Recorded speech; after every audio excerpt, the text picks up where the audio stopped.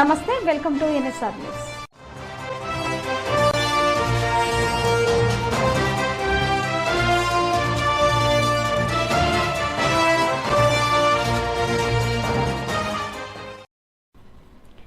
చారిత్రాత్మక 1000 స్తంభాల దేవాలయ ప్రాంతంలో గల బ్రాహ్మణ భవన్లో పరశురామ్ దళ్ ఆధ్వర్యంలో లక్ష శ్రీరామనామ జప యజ్ఞం కార్యక్రమాన్ని ఘనంగా నిర్వహించారు. ఈ కార్యక్రమంలో ముఖ్య అతిథిగా వరంగల్ పశ్చిమ నియోజకవర్గ ఎమ్మెల్యే నాయని రాజేందర్ రెడ్డి పాల్గొనగా 1000 స్తంభాల దేవాలయం ప్రధాన అర్చకులు గంగ ఉపేంద్ర శర్మ, నాయకులు ఈవి శ్రీనివాస్, తోట పవన్, పరశురామ్ దళ్ సభ్యులు మణికంఠ శర్మతో పాటు యువత, మహిళలు, భజన బృందాలు సామూహికంగా పాల్గొన్నారు. కార్యక్రమంలో ఎమ్మెల్యే నాయని రాజేందర్ రెడ్డి, ఆలయ ప్రధాన అర్చకులు గంగ ఉపేంద్ర శర్మ మాట్లాడారు.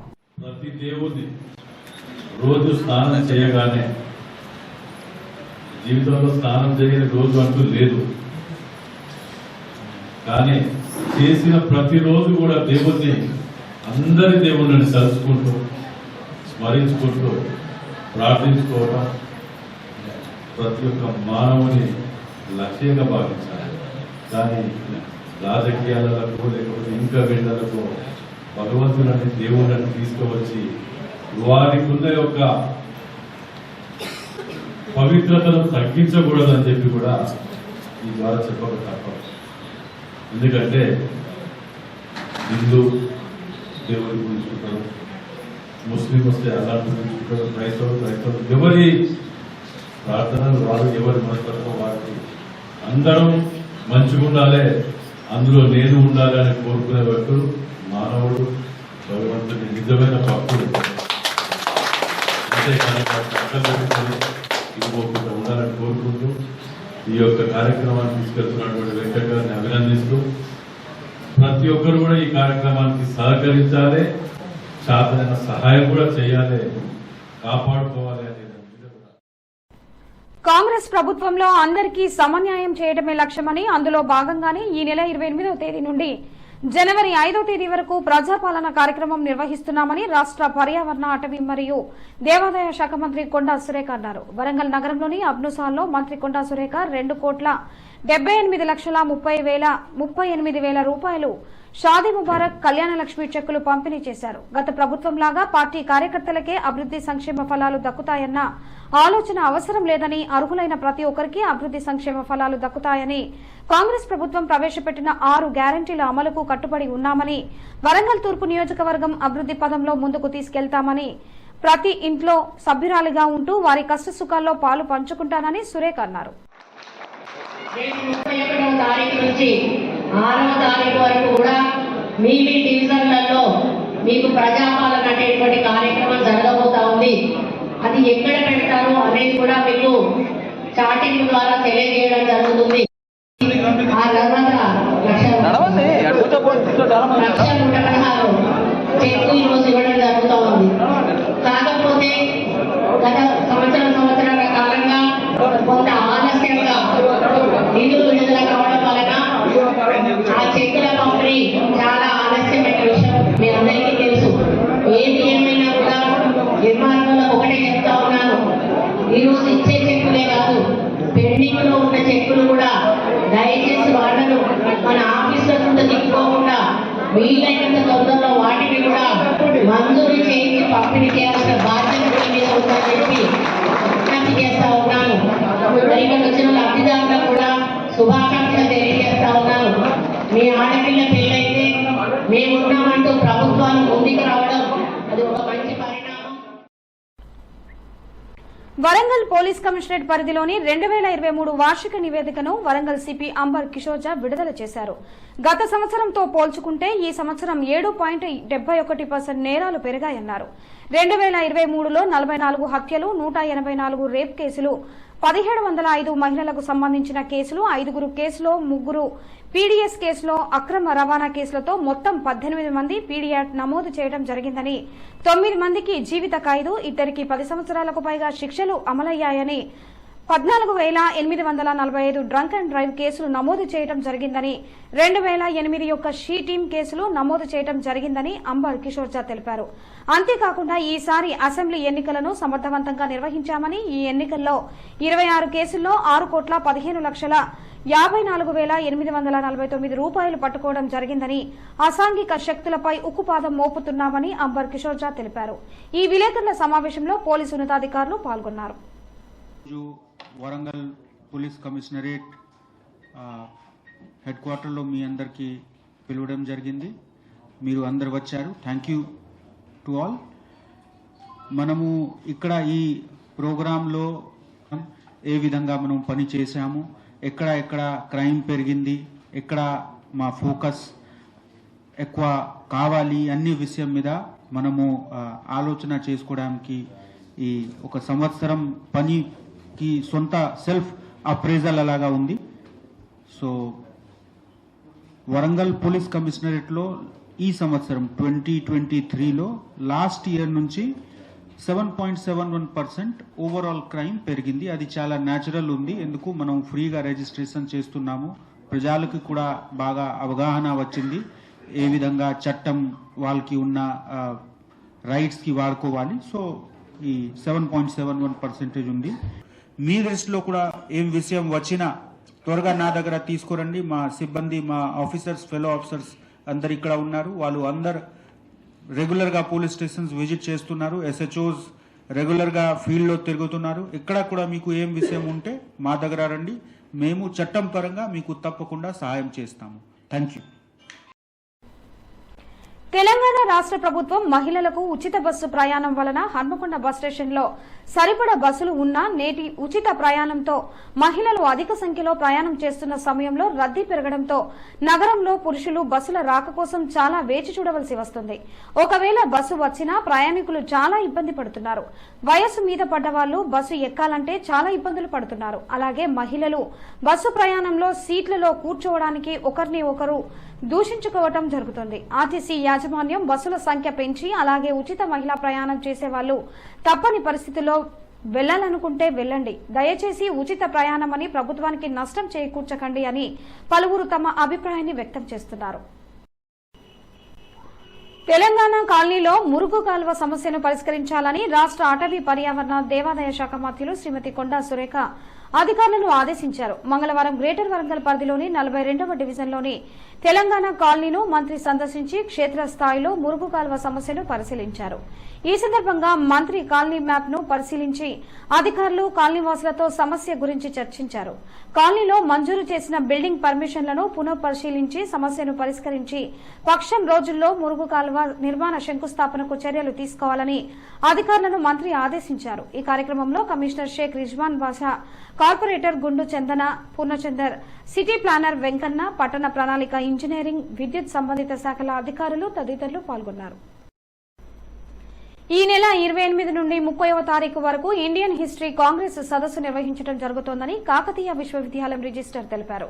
తెలంగాణ రాష్ట్రం వరంగల్ జిల్లాలోని కాకతీయ యూనివర్సిటీ క్యాంపస్ లో ఈ నెల 28 నుండి 30వ తేదీ వరకు 82వ ఇండియన్ హిస్టరీ కాంగ్రెస్ సదస్సు నిర్వహించడం జరుగుతోందని ఆయన తెలిపారు. ఇండియన్ హిస్టరీ కాంగ్రెస్ అనేది భారతదేశంలోనే మాత్రమే కాదు, దక్షిణ ఆసియాలోనే వృత్తిపరమైన చరిత్రను అతిపెద్ద సంస్థ అని, దీనిని భారత ఉపఖండంలో 35,000 మంది చరిత్రకారులు, చరిత్ర బోధకులు సభ్యత్వం కలిగి ఉన్నారని, ఈ సంవత్సరం బంగ్లాదేశ్ నుండి కొంతమంది సభ్యులు సదస్సుకు హాజరవుతారని ఆశిస్తున్నామన్నారు. కాకతీయ యూనివర్సిటీ చరిత్రలో ఇండియన్ హిస్టరీ కాంగ్రెస్ సదస్సు జరగడం ఇది రెండోసారి అని, గతంలో 1993లో కాకతీయ విశ్వవిద్యాలయంలో చరిత్ర విభాగం అధిపతి ప్రొఫెసర్ బొబ్బిలి మరియు తెలంగాణ సిద్ధాంతకర్త Kakatiya university vice chancellor professor Jayashankar sir సమర్థవంతమైన నాయకత్వంలో నిర్వహించడం జరిగిందని ఆయన తెలిపారు. ఈ సదస్సు నిర్వహించడం చాలా గొప్ప విషయమని ఆయన తెలిపారు.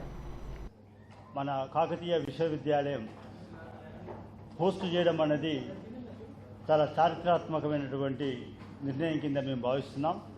మనం అడగగానే ఇండియన్ హిస్టరీ కాంగ్రెస్ పెద్దలు కాంగ్రెస్ ఈ 82వ సమావేశాన్ని ఇక్కడ ఏర్పాటు చేయడానికి అంగీకరించడం అనేది చాలా గొప్ప విషయం. వాళ్ళందరికీ కూడా నేను ధన్యవాదాలు తెలియజేస్తున్నా.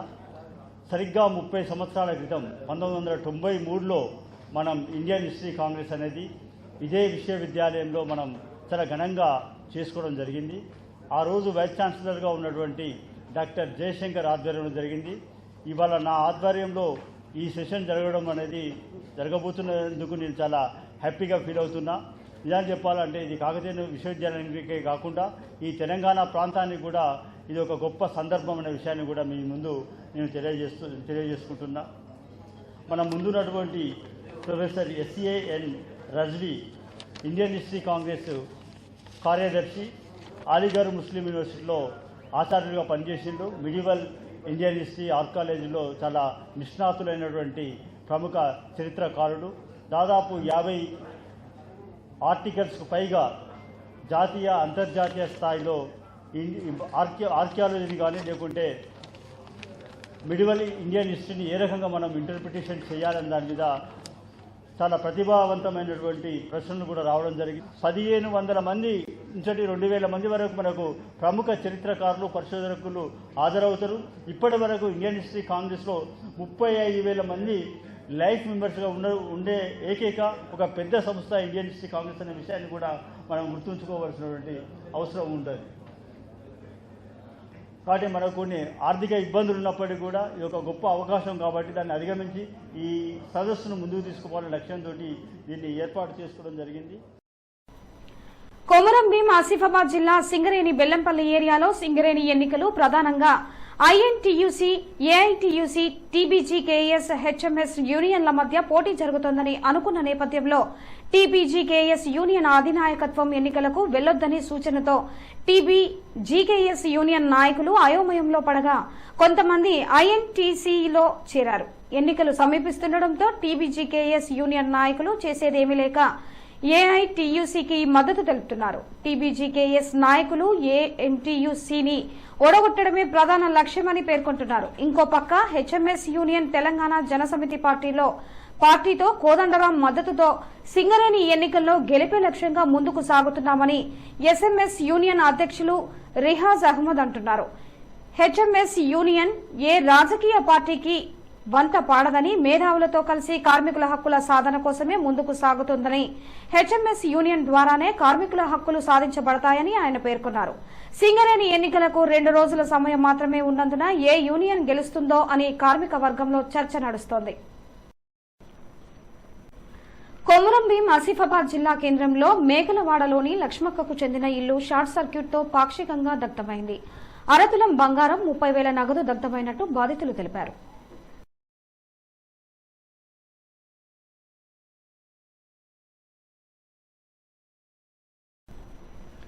హన్మకొండ జిల్లా కమలాపూర్లోని శ్రీ ధర్మశాస్త్ర అయ్యప్ప ఆలయంలో మహాదివ్య పడిపూజ మహోత్సవం 1,00,000 పుష్పార్చన కన్నుల పండుగగా కొనసాగింది. గురుస్వామి ఇందుర్తి జానకీరామారావు ఆధ్వర్యంలో ఎండపల్లి మల్లారెడ్డి దంపతులు మహాదివ్య పడిపూజ కార్యక్రమంలో పాల్గొని అయ్యప్పకు ప్రత్యేక పూజలు నిర్వహించారు.